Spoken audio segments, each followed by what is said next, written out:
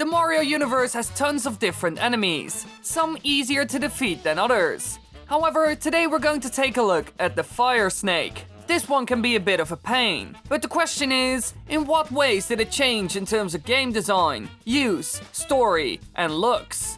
Well, let's find out.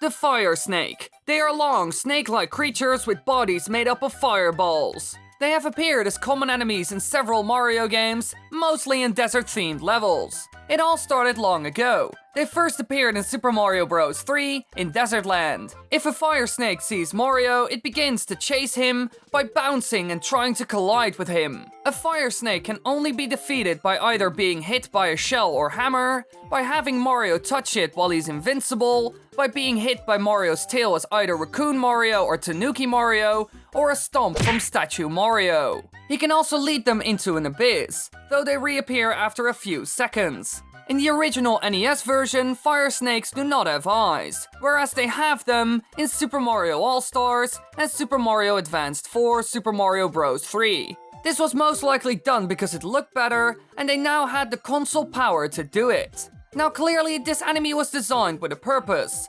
An obstacle that you cannot get rid of, and you have to deal with. Most enemies like the Goomba and Koopa can be defeated by an easy stomp on the head. As soon as you do that, the problem is solved. This is way harder to do with the Fire Snake, and they return in a matter of seconds anyway, so it's useless. Now another thing that makes these enemies a pain is the fact that they jump in an arc. This makes it harder to jump over them. They form quite a big obstacle, and they require some precise timing in order to get past them, since you have to jump when it's on the ground. But this only works when you encounter them in an open area, since sometimes they are also found in enclosed places, and this changes everything. Here you have to wait until they jump and then run underneath them. This is in my opinion a lot harder than going over them. Now, what is the use of this enemy in the levels? Well, easy. They are there to slow you down, and they even force this onto you. In platformer games, you need to find a balance between enemies and obstacles that slow you down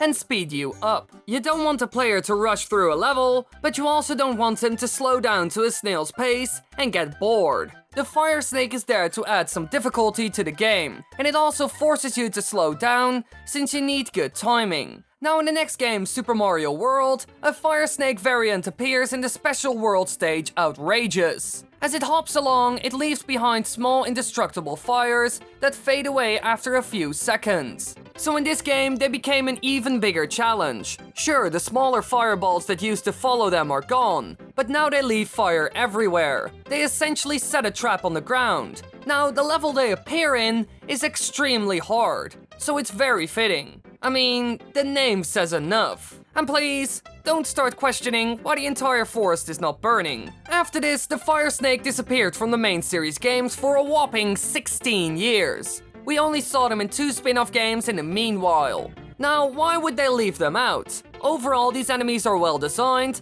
and have a fitting role in the games. Well, the answer is actually quite simple. It's all because of the change from 2D games to 3D. During the era of the Nintendo 64, which came right after Super Mario World's time, Nintendo started making mostly 3D Mario platformers. Think of games like Super Mario 64 and Super Mario Sunshine. Now, there were some 2D games in those years, but they just didn't make use of the Fire Snake. Now, why didn't they use them in the 3D games then? Well, there's a problem with this enemy if you put it in a 3D space. It jumps in an arc, and normally, the danger is it hitting you when you try to jump over it. The Fire Snake doesn't move fast, so it gives you the possibility to jump over it with good timing. But in 3D, all of this doesn't matter. You just go around it, and the problem is solved. Making them faster wouldn't even solve this problem. So for it to work in a 3D space, they have to redesign it completely. It's not built to function in 3D, only 2D. Now, this is a problem with a lot of enemies, so they did a ton of tweaking and redesigning for the new 3D formula. But apparently, the Fire Snake wasn't on the list. However, they finally returned in New Super Mario Bros., which released in 2006 for the Nintendo DS. Fire Snakes appear as uncommon enemies in Stage 2-5. They will try to attack Mario by chasing him while bouncing, like in Super Mario Bros. 3. Taking them out is also exactly the same. It's essentially the same enemy as in Super Mario Bros. 3, but with updated graphics, which is a bit of a shame. They could have experimented with them a bit, had fun, explore new possibilities, try new things, but they didn't. However, in the Wii version of the game, they did some new things with them. They act the same, but with one new ability. After 1 or 2 hops, their head will enlarge and then go back to normal size. This makes it harder to jump over them and can surprise the player. You don't really know when they will become big, so you'll have to guess it. In my opinion, not the best design choice, but it does force you to pay attention. After this, there was only one game left where they did something cool and new with them. In New Super Mario Bros. U, they are seen in the level Fire Snake Cavern, and as the name suggests, this level is filled with them.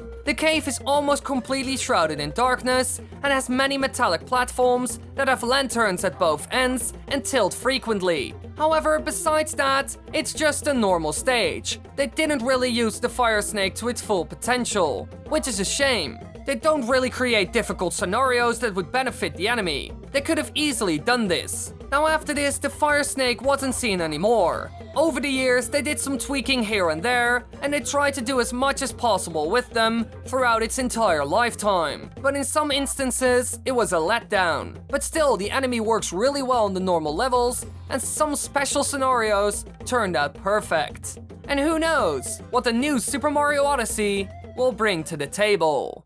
Hey there, be sure to check out my other social media platforms. I update you about new videos, I post fun stuff that happens in my life, we do live streams, we talk in a Discord server in voice chat. Tons of fun! Thanks for watching everybody, I hope you enjoyed. Be sure to subscribe, we're really close to 100k. Hype, hype, hype. And if you want to watch more videos, click the annotations. And I hope you had a fantastic time.